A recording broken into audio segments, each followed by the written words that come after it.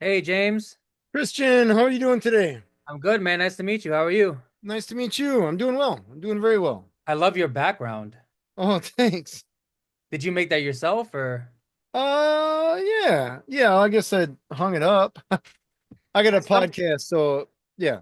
I stumbled upon your YouTube channel like 2 weeks ago and I got hooked. I love it, man. Oh, nice. That's awesome. Where are you out of? I'm in Long Island, New York. Oh, nice. So tell Oh. the audience exactly what you do, James. Oh man, I got a few things going on. I have a call answering service.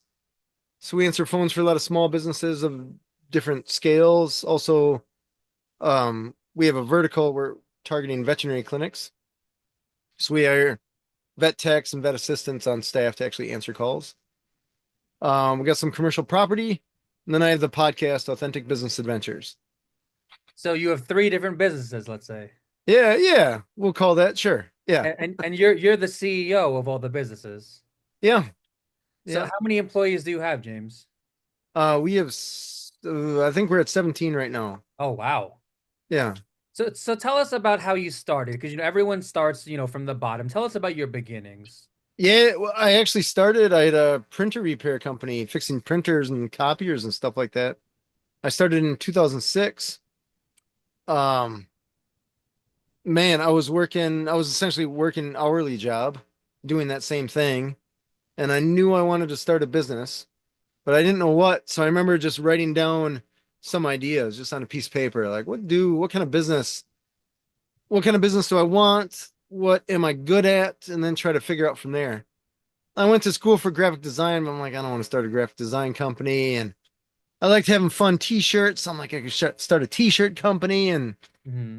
nothing really seemed that lucrative.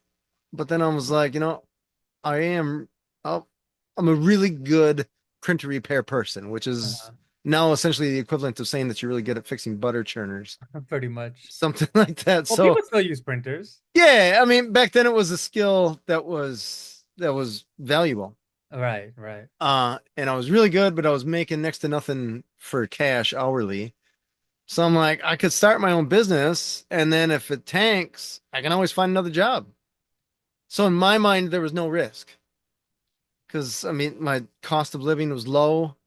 I had a few bucks saved up so that you could cushion the blow from a few months of not having a paycheck. And I never really took vacation. I remember I had a vacation scheduled to the place that I was at, and they begged me not to go on vacation. And I was like, okay, because I was just a dumb employee. Well, that's what companies do. They try to make you work as much as possible. So Yeah. so your first company, what was your first company? First company is called Doc Jams Printer Repair. Oh, no, but as far as you being the CEO. Yeah, yeah, that was the one. Way Oh, back when. We're talking 2006. okay, so I'm always interested because to me, running a company isn't necessarily the hard part. To me, the hard part is getting the capital. So where did you get the capital? Because I know that you said you worked a job, but like, how did you start from working a minimum wage job to starting a company? Because the capital is the Yeah. hard part, I think.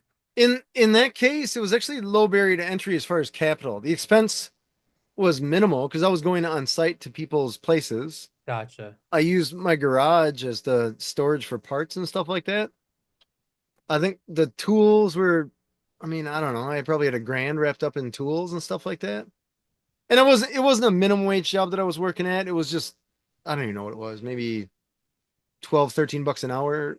Nah, I'm gonna say 12 bucks an hour back Well, in at the time, I 2006. think the minimum was 725, I think. Oh, back then it was probably like five Oh, something. wow. So yeah, it was, I mean, 2006, that's a long time ago. Yeah. So it wasn't minimum wage job, but it was a low enough pay that I knew I could get a job making that somewhere else. I mean, maybe not flipping burgers or something like that, but I had no fear of getting a job. So what you were doing was you were going to people's homes privately and getting paid Uh, off the books. Businesses. Oh, Business. businesses. Yes, we go to schools, we go to mortgage companies. We loved mortgage companies because man, when you buy a house, you got that stack of paper, and that Yeah. stack of paper's got to come through a machine, and that machine's going to break. And even today, people are still using papers and people are still using printers. Yeah. Oh So, yeah. so you would go to businesses and then you would fix their printers and Yep. then they would pay you just off the books, sort of thing.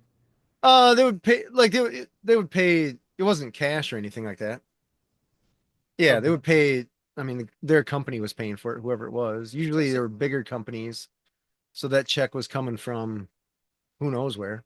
so you were a one man job, a one man company. One man when I started, I ended up selling that company. It was almost 8 years old when I sold that company, and we had, I don't know, we had 3 employees, something like that. It was pretty small. It was a while ago. So you sold it.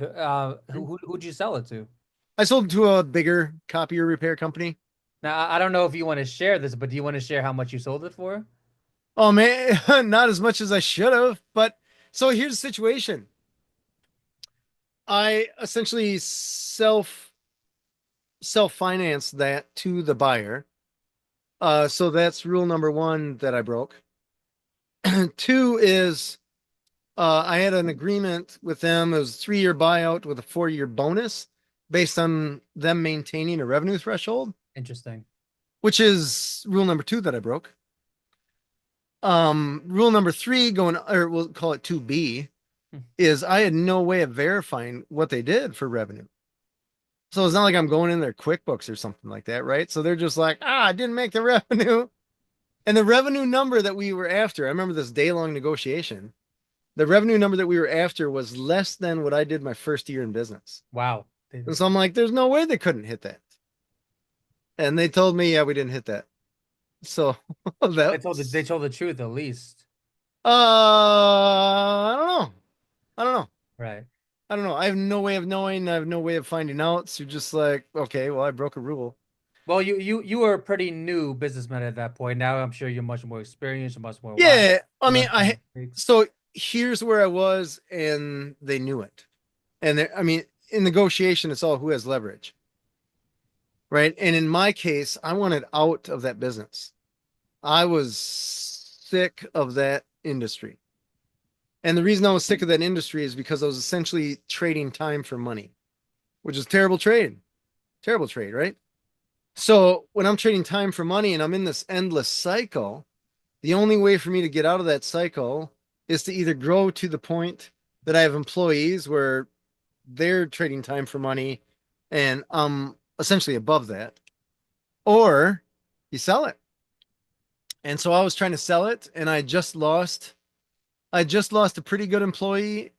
And I had another employee, newer employee that took me for a $15,000 ride. Wow. So I was getting beat up.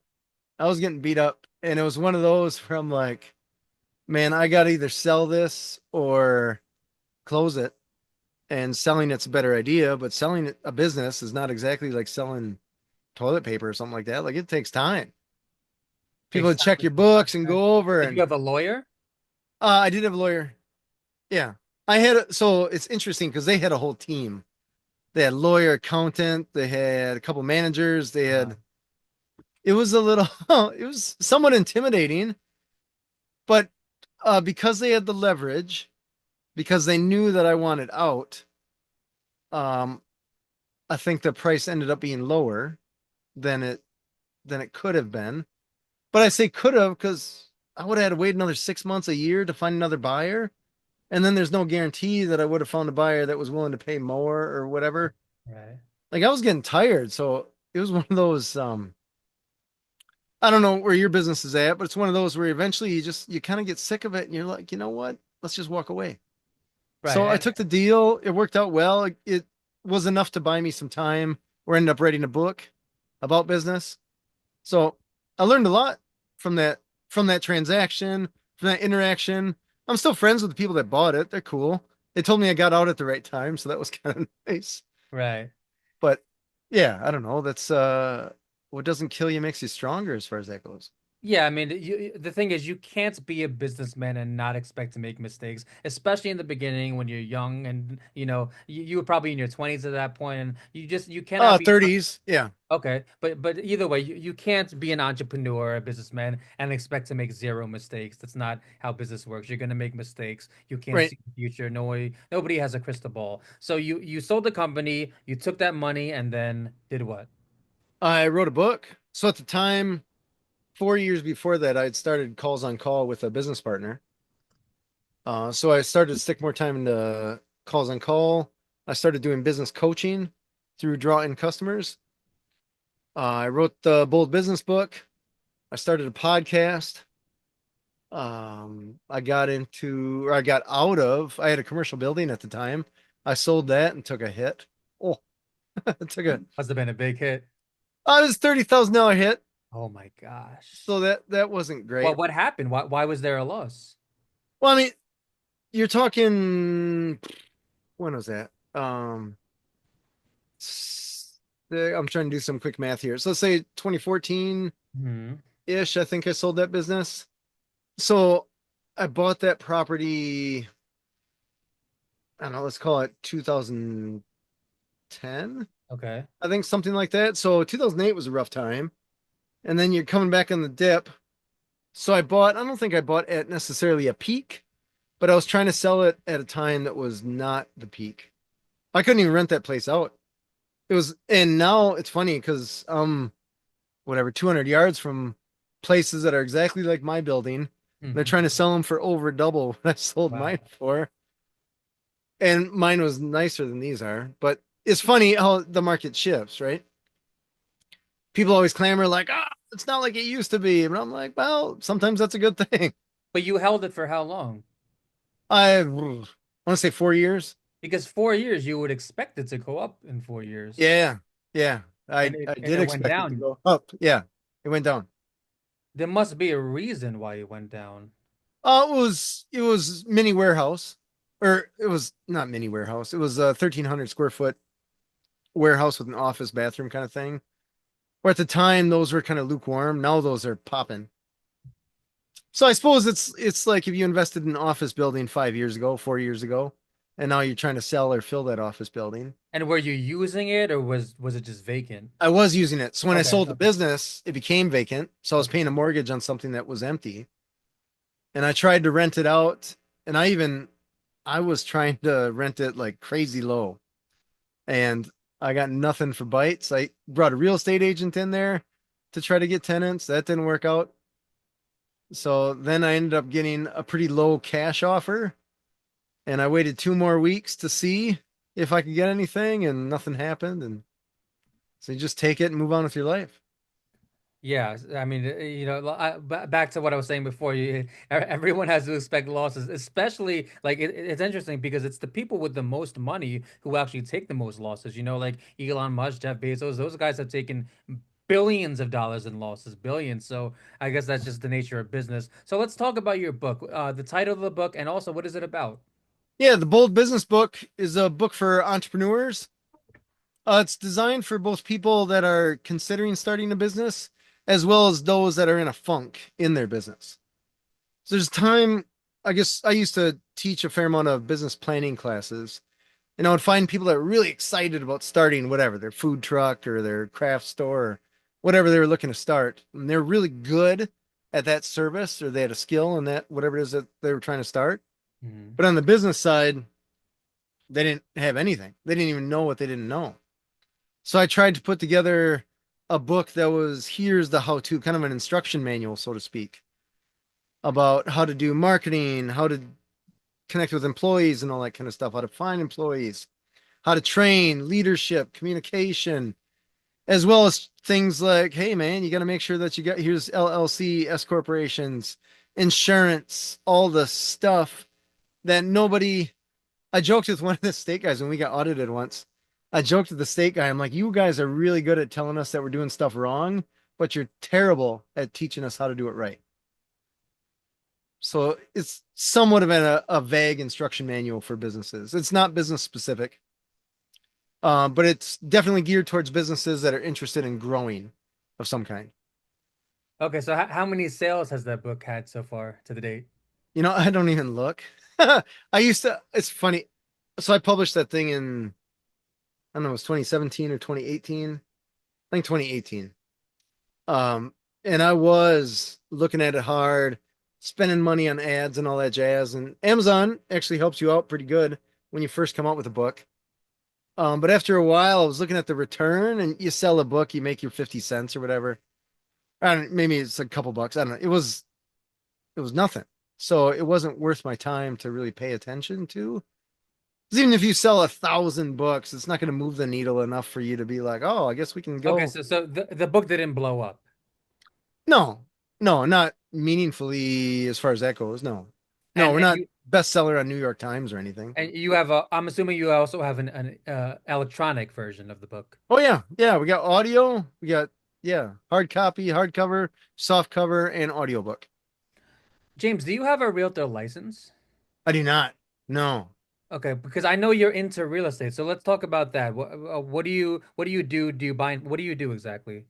I'm into commercial real estate, which ironically the warehouse style, small warehouse. So small warehouse is popping now from in my little corner of the world. So a small warehouse where you get your guys that are plumbers, electricians, HVAC. Sometimes they're toy boxes for people that just have all their cars and stuff like that. And you're talking 1,000 square feet, maybe 1,500, 2,000 at most. They're just they're essentially big garages, but a lot of small businesses need that footprint instead of just tucking everything in their garage or in mini warehouses or something like that. So that's doing well. That's doing So well, at so how least many currently. warehouses do you have right now? Right now, I actually just have one. Okay, so you're renting that out to a business, and Hmm. again, where did you? Because warehouses are expensive. Warehouses, I don't know how comfortable you are talking about numbers, but they're expensive. So where'd you get the capital from for the warehouse? Oh, I actually got it from the call answering business. I mean, the call answering business is doing well. That's a good place to be right now as far as the business goes, service business goes. It must take a Pandemic was good to the call answering world. it must take a long time to even get your money back because you bought the warehouse, right? Yeah. And you're Yep. renting it out for a monthly fee. It must take a really long time to get that to even out. Um, well, I mean, yeah, short answer is yes. If you're relying on rent alone to pay it, I mean, that's a game you can play with any chunk of real estate, right? You just keep refinancing it. Hmm. And so that you're getting cash in your pocket a little bit every month, or do you just bang it out and pay it off? We got an interest rate, we got a 3.5% interest rate on it on a 5-year balloon. So that's something that I'm not interested in paying off 3.5% anytime soon. Right. But once we have to refinance that, then that's a different story. So we'll have to see where rates are when that comes around, which will actually be pretty soon. So it's one of those. I mean, in the end, it's all a shell game, right? Like, where is the money best served to have the money grow so that that money is actually serving you? So at 3.5% interest, we'll just make the minimum payments on there. If all of a sudden we got to refinance it and we're looking at 9.5% interest, that's going to be tough to beat that. Right now, I can beat 3.5% in a savings account. Right. So not locally, but I mean, the internet banks and all that kind of stuff are still paying over 4%. At the time, they were paying, I think at the time we were approaching 7% interest for that little blip. Wow. Then they're hovering 5.5, 6%. So you're making money. And Yeah. it's safe money, right? It's not like you're speculating. So it sounds like you got a great deal at you said 3.5%. 3.5%. Yeah. Right. So That it was sounds like that was during the pandemic, right? okay. When interest rates were crazy low because they're trying to get people to spend your money, man. That Spend your makes sense. money. Yeah. Yeah. And I'm like, I gotta get into real estate because it's essentially free money right now. You got to. So I hunted, I found a deal and got in there. And now you look around, interest rates are higher, but the real estate hasn't really, at least locally, I'm just outside of Madison, Wisconsin. The real estate pricing, I expected as the interest rates go up, the price goes down. And where we're at, unless you're office space, that really hasn't happened. So I'm assuming you also have a home of your own that you bought. Yeah, oh yeah. So what do you suggest that people that investors go the commercial route or the residential route? What do you suggest?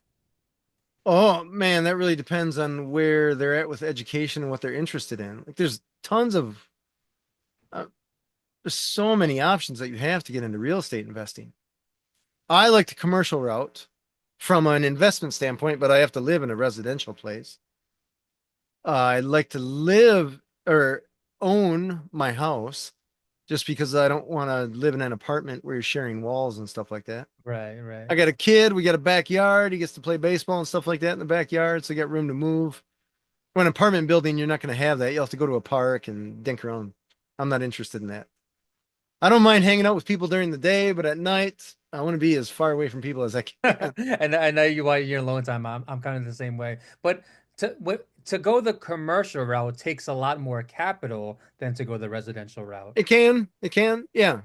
But I would argue, residential, from my perspective and with the interaction that I've had with people in that realm, it's a different type of client that you're getting residential, right? Where the commercial is generally speaking, this is not exclusive, but generally speaking, a more professional client. You're referring to squatters. No, no, no, not at all, not at all. Just, well, I mean, to a point, I guess it could be. It's not to say that you're not going to have people that won't pay their rent on the commercial end, but that building is what's their livelihood.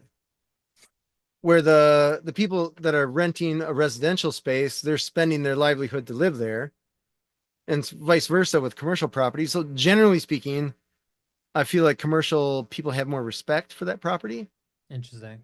and you don't have as many things to break, especially in a warehouse. Like there's not cabinets. Like there's a toilet, but there's not a dishwasher. Right, There's a water heater, but you're not. People aren't taking showers. There's not a bath or anything like that. right. Like it's generally speaking rooms that are nice with durable flooring. A few bathrooms, whatever. There's just fewer things to break. How big is that warehouse?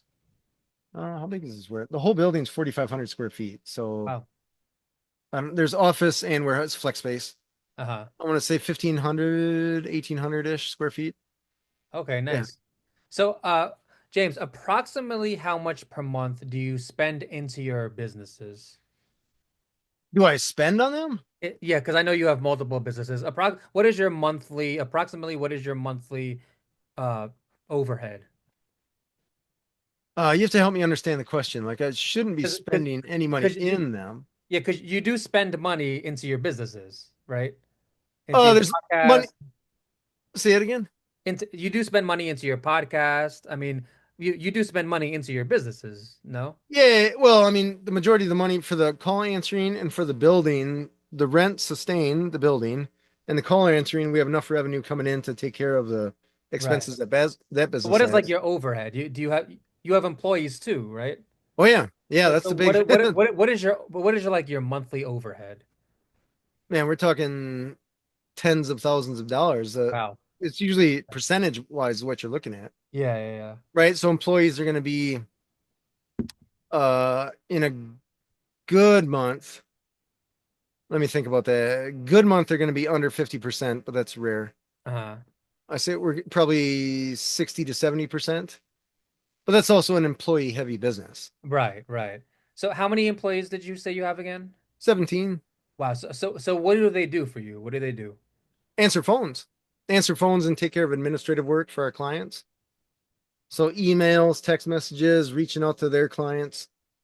So they're essentially front desk for our clients. Wait, are you still in the printer business or not anymore?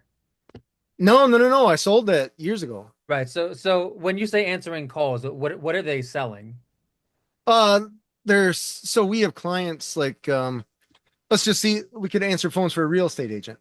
Uh-huh. So a real estate agent throws a sign in the front yard of some house, puts a phone number on there, and that real estate agent's terrible at answering their phone, right? Because Mm-hmm. they're hustling deals all the Yeah. time. Yeah, yeah, yeah. So that number, and I even did this with the real estate agent that we had for that other property because he was so bad at answering his phone. I'm like, I can't have some guy looking like, hey, I want to buy that property and then get a voicemail. Uh-huh. Uh-huh. So I had that number, routed it to my crew.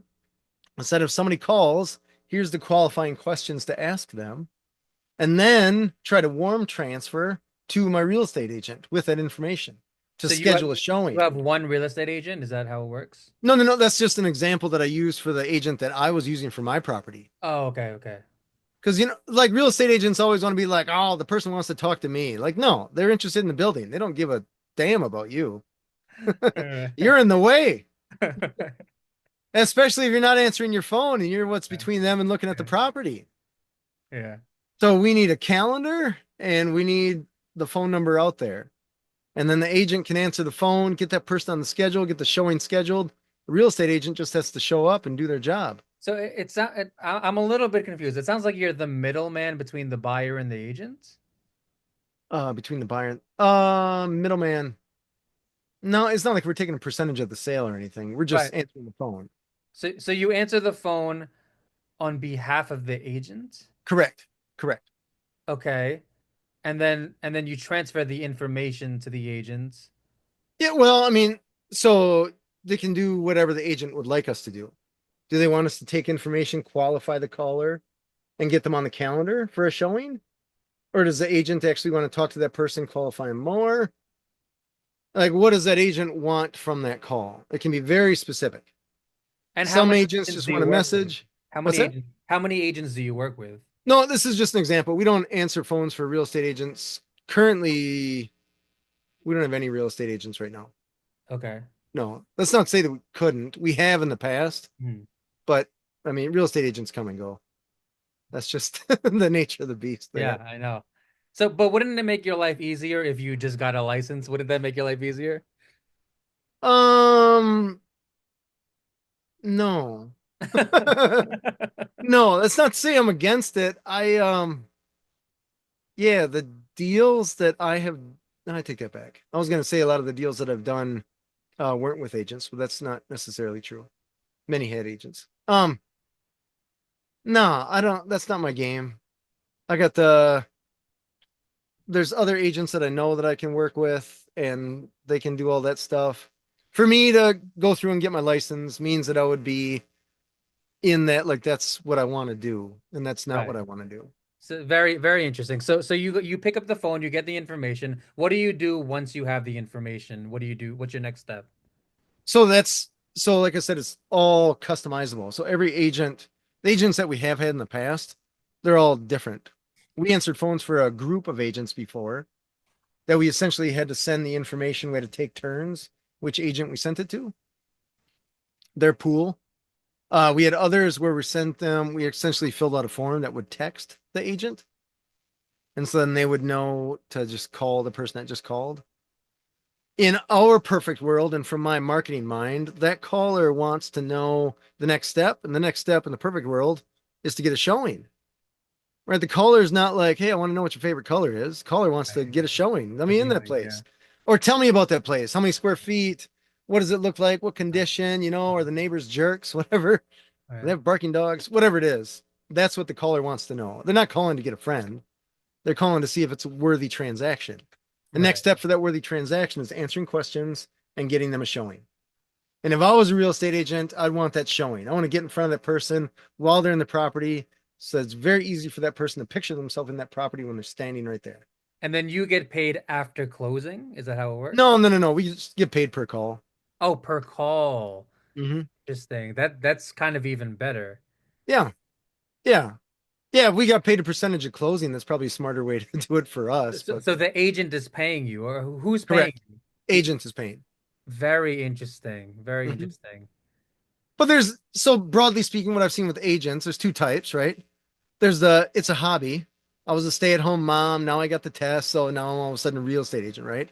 I passed this test. I got one sign in a neighborhood, so I'm a professional real estate agent. Like right on. Probably not for us, right? Because you got that one sign, your volume of calls is going to be next to nothing, Right. and it's probably a friend of yours that you're hosting the home for. Like that's a hobby. That's not a business. You got someone that's got signs all over the city and they're hustling and bustling and they can't take the time to qualify people because they're hustling and bustling and showing. Those are ideal clients. The ones that actually have a business of real estate, not just a hobby. So it sounds like you pretty much only work with like top producing agents Hmm. because the other ones aren't as busy. I see. But this is very interesting. So you said you're in Wisconsin? Yeah, just outside of Madison, Wisconsin. So do you only work in that area or do you do other No, stuff as well? nationwide. Nationwide. Nationwide. Yep. What is the name of your company again? I'm sorry. It's calls on call. Interesting. Very Hmm. interesting. Yeah. And then how much does the agent have to pay? it's based on volumes. We have packages, pricing, all that kind of stuff is on the website.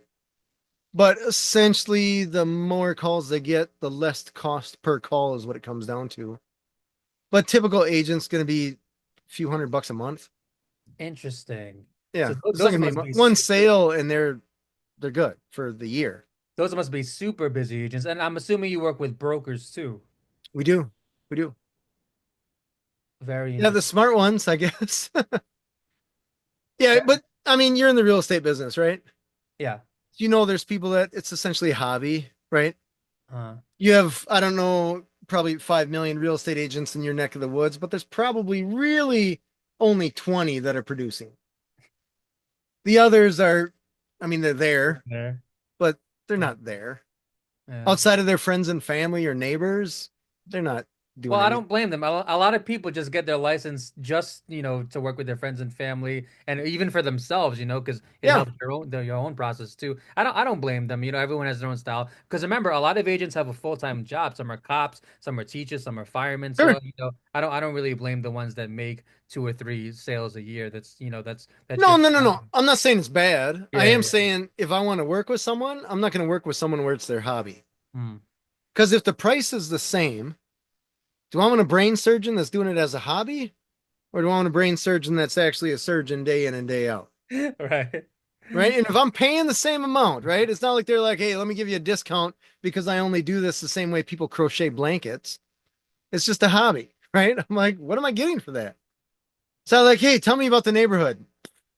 I don't know anything about the neighborhood. I've never sold a house in this neighborhood. Tell me about the schools. I don't know. I don't live in this part of town. Like, tell me about any transaction that you've done within a 5 mile radius. Can't tell you a thing there. I haven't had any. Right. You don't want those agents. So you said there's monthly packages, you said. Correct. Yep. So it's not really per call, it's per month. Yeah, per month, but yeah, the packages are minutes, and the minutes are based on calls. Yeah. Oh, eh, very interesting. I've never heard of this model before. Are there a lot of companies that do this? I don't know if I'd say a lot. There's a few. I've Yeah, it's actually not. never heard of this sort of Well, business that's model. I don't know if that's good or bad. I always joke with people that it's always better to be number two or number three in a business because when you're number one, you have to pay for education and then you have to pay for marketing to actually have them do the business with you. 'Cause I always think of someone like who's the first massage therapist, right? And people are like, what's massage therapy? And it's like, oh, it's really cool. We dim the lights, you lay on your bed, you take your clothes off, I light some candles, play some nice music, rub you with oil. And some people are going to be like, oh, that sounds all right. And other people are going to be like, what the hell are you talking about? So now that everybody knows what massage is, you got them popping up everywhere, right? Every strip mall's got a massage place. Hmm. But who's the first one that had to pay for the marketing to educate people on what it was? Right. So there's almost to a point where I'd appreciate a little bit more competition because then I wouldn't have to educate people so much. Very interesting. But yeah, but if you had other competitions, they would take your clients. They would take the agents. Nah, I don't mind competition. You don't Not even mind? a little. No, because we do it better. We have customer service training for our crew. Our crew's top notch, man. But it's like anything else, competition and anything else. Competition is going to make you stronger. If Yeah. you don't have good competition, you're going to get lazy, right? Mhm. I mean, think of you had to go sell a house versus somebody that sells one house a year. Like you're going to be way better at negotiating. You're going to know all the ins and outs of the paperwork. You're going to know like, hey, you got to look out for this when we go through this house. Look at this thing. Or the other person is just like, I don't even know where the light switches are. So I'm assuming that you have an office. Everyone actually works from home. I have an office, but everyone else Uh, works from home. so Yeah, that's even more pandemic changed a lot convenient. of stuff, man. Yeah. That's even more convenient for them. They get to work in their pajamas, which is awesome. So your office, do you rent that office or do you own it? I own the office. Yeah. Nice. Yep. Very, very interesting. I've never met a CEO like you, James. Very interesting. Oh man, every entrepreneur's got 50 irons in the fire or more, right? They always have a million ideas a day. And the biggest challenge, I always joke with entrepreneurs, the biggest challenge is not trying to act on all million of those ideas, right? Because I mean, you probably have 50,000 ideas going through your head every single day. Yeah. Like, what if we do this? Even just driving from here to there. You're like, hey, somebody should put something there in that spot. Hmm. And you got to just be like, focus on this thing, man. Focus on this thing. Don't start a restaurant, right? Focus on this thing or whatever it is that you're thinking of. Like, how come there's no gas station here? They should put a gas station here, right? I should put a gas station here or whatever it is. How come there's not a call answering service for real estate agents, right? Whatever. So that's the, it's very rare that you talk with an entrepreneur that doesn't have multiple things going on. Yeah, Some yeah. are bigger, some are smaller. Some are the big ones that are paying for the smaller ones. Like my call answering service helps fund the podcast because the podcast's not monetized. So it's just one of those things, right? So You got, we didn't talk about the podcast yet. That's how I yeah, found you via YouTube. I know you have like almost 6,000 subscribers. So yeah. how did that get started? What inspired you to start the podcast?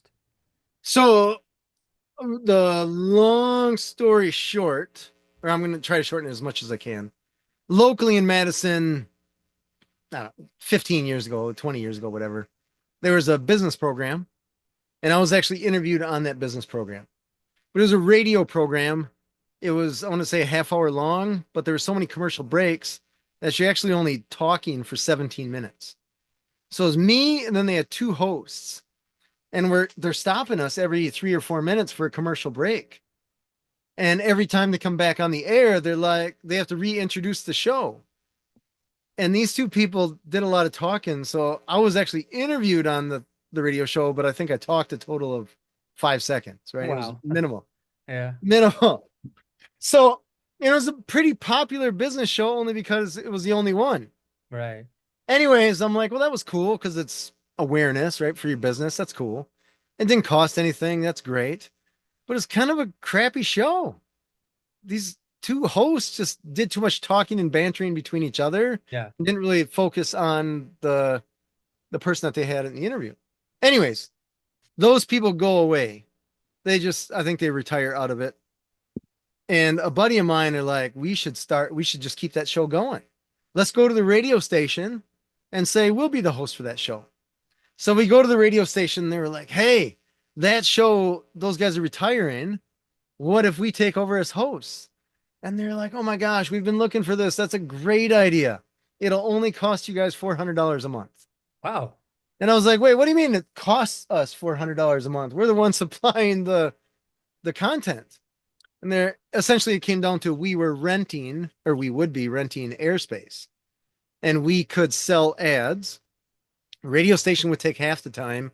We would get half the time to sell ads.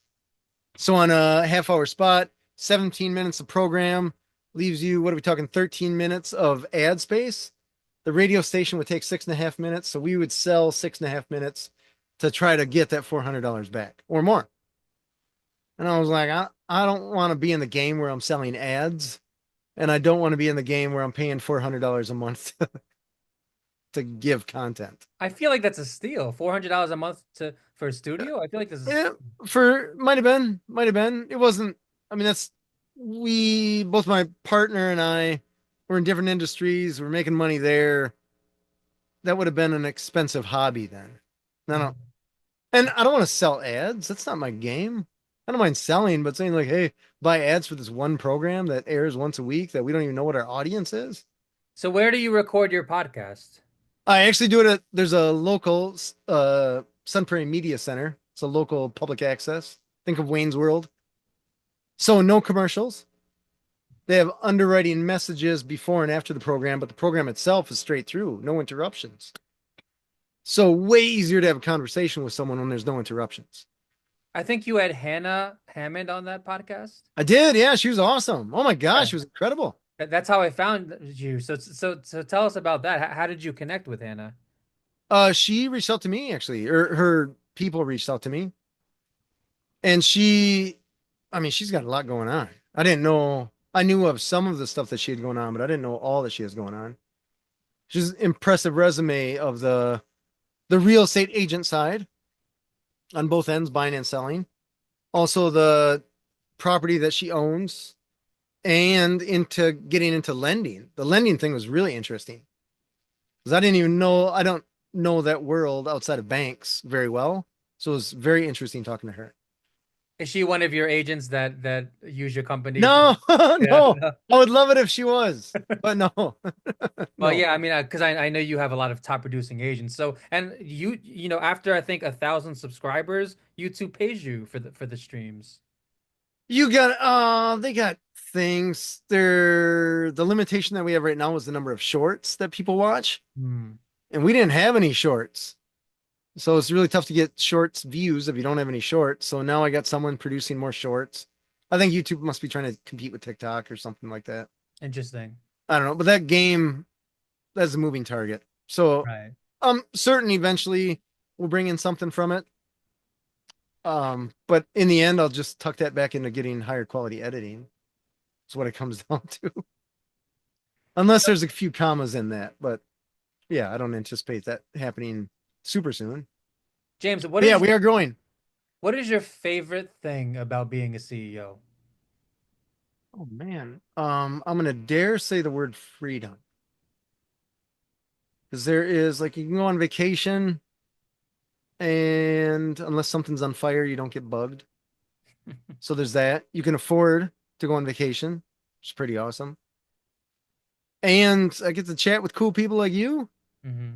Like, how many people are in a position to really be able to have a conversation about entrepreneurship? Yeah, not many. You know what I mean? Like this is cool. Hmm. Schedule it for whenever you want. Work. I guess I'm in office. I don't know where you must be in office of some kind, whatever. Having a good time chatting about entrepreneurship. This is fun. And Hannah and I even got in that conversation. We got deeper than I anticipated, I guess, because she recommended books and all this kind of stuff. But it's just fun to meet other people that are in growth mode. And not a lot of people in the world are necessarily in growth mode or even understand or appreciate growth mode. I get a really quick story. I was at a networking event last night and we ended up staying late, having a few drinks with some people that I just met that night, having a blast. And I'm walking back to my car and I'm thinking, and you're all jazzed, right? After a networking event, right? You meet a bunch of people. It was a speed networking thing. So I probably have 50 business cards in my pocket. And I was just feeling jazzed. And I'm like, this is fun because you're chatting with other people that even though they're the sharks, right? They're salespeople trying to sell everyone else, right? Just what we're all doing. But it's still cool because they're in growth mode, right? Yeah. They're driven. And they're talking about this guy that was just announced his retirement. He's selling radio.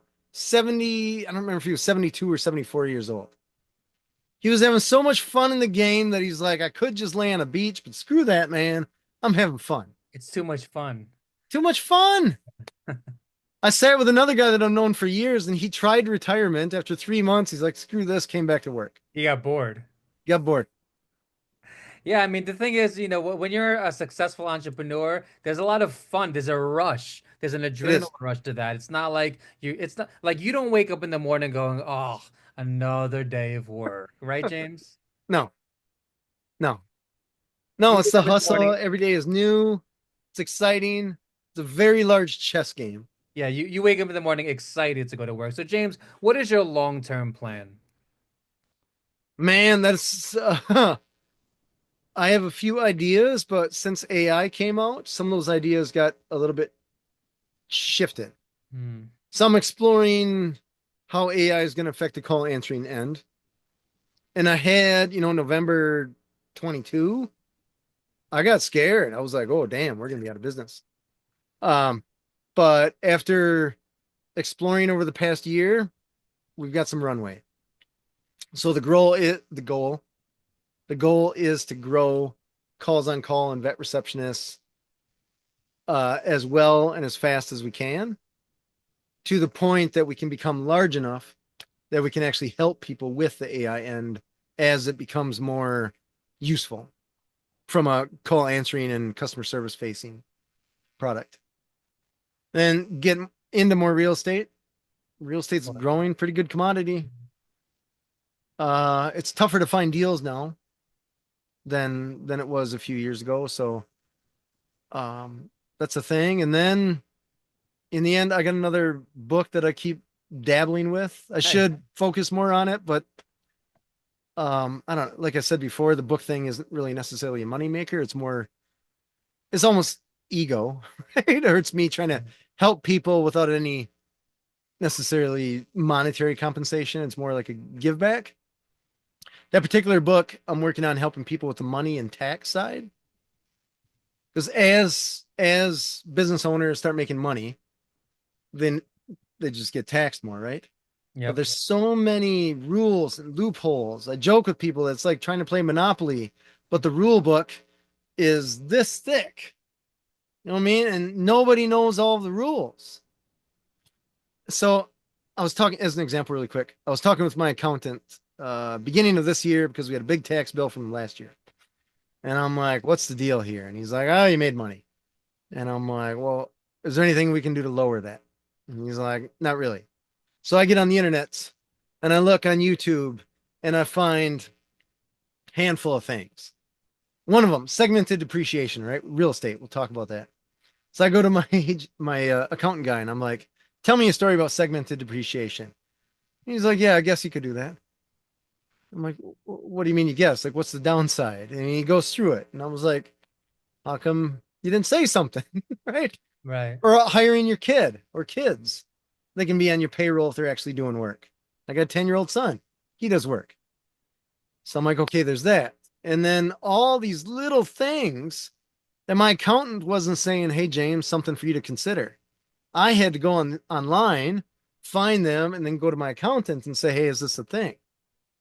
So I was trying to put together some broad examples of things that people with businesses can do to help minimize their tax bill. That, and I talked with other business owners and I was like, how do you like your accountant?